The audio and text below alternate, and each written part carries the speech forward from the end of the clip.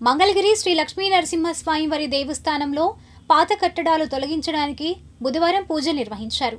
ముఖ్య అతిథిగా దేవాదాయ commissioner K Ramachandra Mohan, EO Sunil Kumar, పాలక మండలి సభ్యులు తదితరులు పాల్గొన్నారు. అనంతరం వారు మాట్లాడారు.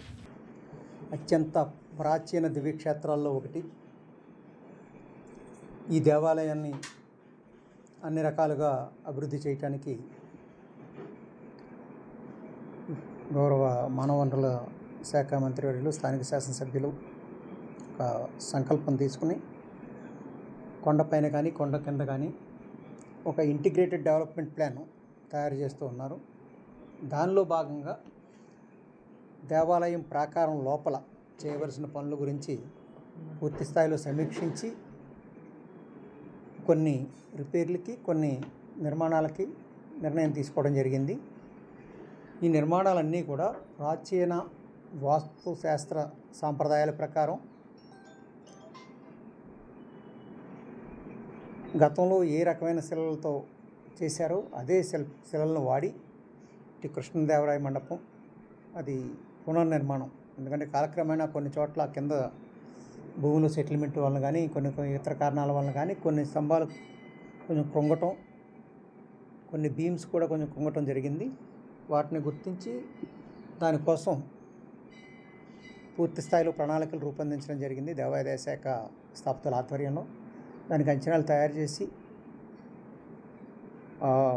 కృష్ణదేవరాయ మండపం పునర్నిర్మాణానికి, అదేవిధంగా నూతన యాగశాల శిలలతోనే నూతన యాగశాల నిర్మాణం, అదేవిధంగా నూతన వాహనశాల నిర్మాణం, అదేవిధంగా గతంలో ఈ రాజగోపురం ఎడమ వైపున ఉన్న గంటా మండపంలాగే కుడివైపున కూడా ఒక గంటా మండపం ఉండేది.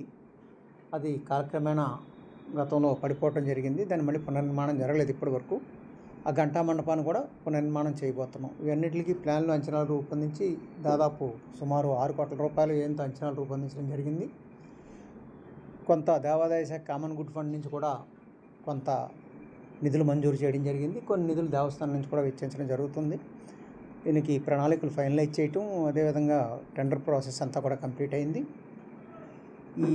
ఈ ప్రణాళికలన్నింటినీ కూడా గౌరవ మంత్రివర్యులు పూర్తి స్థాయిలో సమీక్షించారు.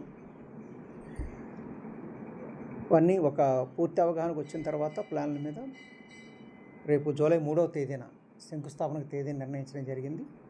3వ తేదీ గౌరవ మంత్రివర్యుల చేతుల మీదుగా శంకుస్థాపన జరిగిన తదుపరి యుద్ధ ప్రాతిపదికన పనులు చేపట్టి పూర్తి చేయాలని నిర్ణయించడం జరిగింది. దాదాపు 1 సంవత్సరంలోనే ఈ పనులన్నీ కూడా పూర్తి కావాలని, పనులు భారీ నిర్మాణ పనులే కానీ 1 సంవత్సరం లోపల పూర్తి చేయాలని మేము నిర్ణయించుకున్నాం. ఆ రకంగా టైం లైన్స్ ఫిక్స్ చేసుకుని ఆ పనులన్నీ కూడా విదిన్ టైం పూర్తి చేయడం జరుగుతుంది.